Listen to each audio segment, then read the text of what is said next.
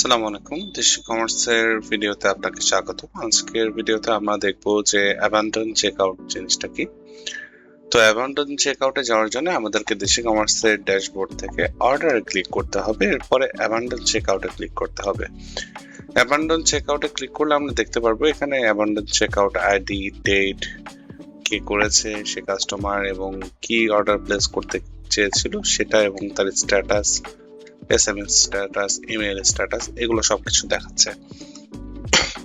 এখন abandon checkout জিনিসটা কি জিনিস?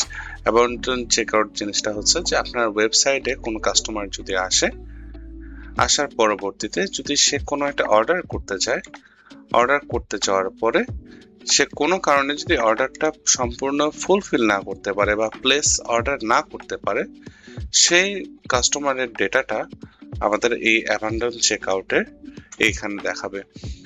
তো আমরা যদি এটা একটু প্র্যাকটিক্যালি দেখতে চাই,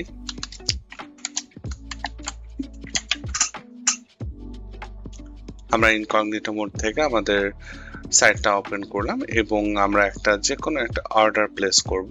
এখান থেকে অর্ডার প্লেস করতে গেলে এখান থেকে আমি যদি লেটস চেক আউট দেই, সাপোজ এখানে আমি আমার ইনফরমেশন গুলা দিয়ে দিচ্ছি।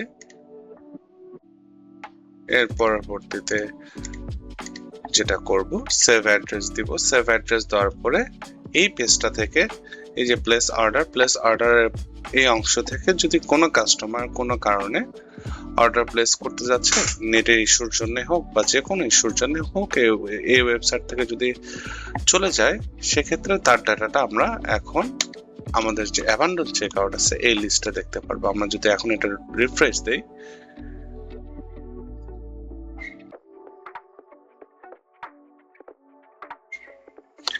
এই জায়গাতে এখন আমরা অলরেডি আমাদের ইনফরমেশনটা দেখতে পাচ্ছি যে কোন কাস্টমার কয়টার সময় অর্ডার প্লেস করতে চেয়েছিল বা সে করতে চেয়েও কেন করতে পারেনি। তখন আপনি সে কাস্টমারের এখানে যদি আমরা ক্লিক করি, তার ইনফরমেশনের মাধ্যমে আমরা তার সাথে কন্ট্যাক্ট করে অর্ডারটা প্লেস করতে পারবো আবার। Thank you.